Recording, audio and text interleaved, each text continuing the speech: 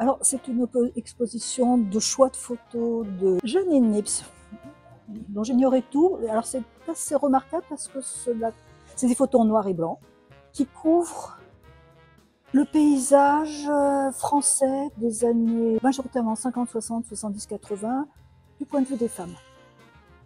Avec donc un regard spécifique sur des grandes femmes, comme Simone de Beauvoir, comme Simone Veil, avec aussi des femmes ordinaires, dans la vie ordinaire, dans leur vie quotidienne, avec l'arrivée des machines à laver, du frigidaire dans les années 50, 60, les grandes familles, les familles nombreuses, aussi leur conquête de l'éducation, du travail salarié, leur difficile montée dans des métiers d'hommes, comme l'ingénieur. Donc tout ça, c'est présenté par séquences, soit sur la vie quotidienne, soit sur la vie au travail, soit sur les grandes manifestations, les revendications. Donc ça nous replonge dans cette période très marquante par les changements vraiment profonds dans la société sur la place des femmes. Et ça nous interroge aussi sur ce qu'on observe aujourd'hui, sur ce backlash, un certain retour vers des valeurs traditionnelles, une certaine toxicité masculine, qui montre qu'en fait, le chemin reste encore long et n'est pas encore tout à fait fini, loin de là. Alors, ce qui m'a marqué, à la fois, c'est la grande beauté de ces photos, de ces visages. Elles captent les regards, elles captent les vues de ces jeunes filles qui sont maintenant certainement des femmes à la retraite, mais qui partaient pleines d'espoir vers leur destin, vers leur école, vers tout ce qu'elles pouvaient. Donc ça, il y a beaucoup d'espoir dans ces femmes qui luttent pour leurs droits. Donc une grande force aussi. Il y a un manque, c'est le mouvement des femmes des pays décolonisés de la France, les femmes algériennes, les femmes d'Afrique ou des départements d'outre-mer. Ça manque. On aimerait avoir en complément quelque chose sur ces mouvements-là qui ont aussi été très importants dans les années 50 et 60.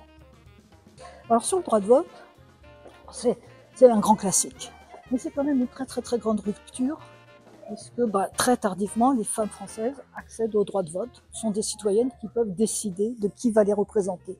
Et donc là, j'aimerais bien mettre juste un petit souvenir personnel. Ma mère allait voter, donc elle a conquis le droit de vote à l'âge adulte, et elle m'emmenait dans l'isoloir pour que je mette le bulletin. Et j'avais pas compris à l'époque à quel point c'était devenu important pour elle, parce que c'était la marque que ça y est, elle avait le droit de voter.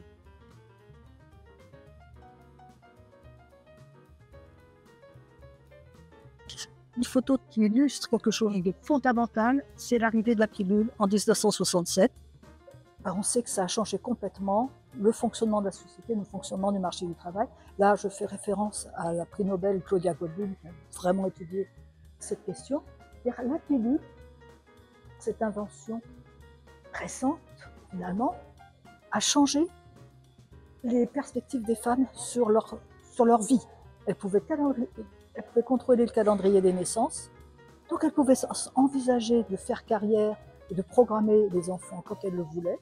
Et donc elles pouvaient faire des études longues, et ça a changé non seulement leur vie, mais aussi tout le marché du travail, avec cette arrivée de femmes éduquées qui pouvaient faire carrière. Et depuis, on assiste hélas de nouveau à un backlash, à savoir que cette révolution de la pilule où on avait l'impression que ça y est, c'était gagné, en fait non, c'est toujours pas gagné, parce que la maternité, c'est la première cause des inégalités entre les femmes et les hommes sur le marché du travail, parce que la maternité va marquer un congé maternité, souvent maintenant un congé parental long, des obligations en termes d'allaitement qui ont beaucoup remonté ces 10 dernières années, si bien que le poids de l'articulation vie familiale, vie professionnelle, il repose essentiellement sur les mères et pas sur les pères. Et ça, ce changement n'est pas fait. Et tant qu'il n'est pas fait, on a vraiment des inégalités qui restent dans le monde du travail entre les femmes qui ont des enfants et les hommes qui ont des enfants.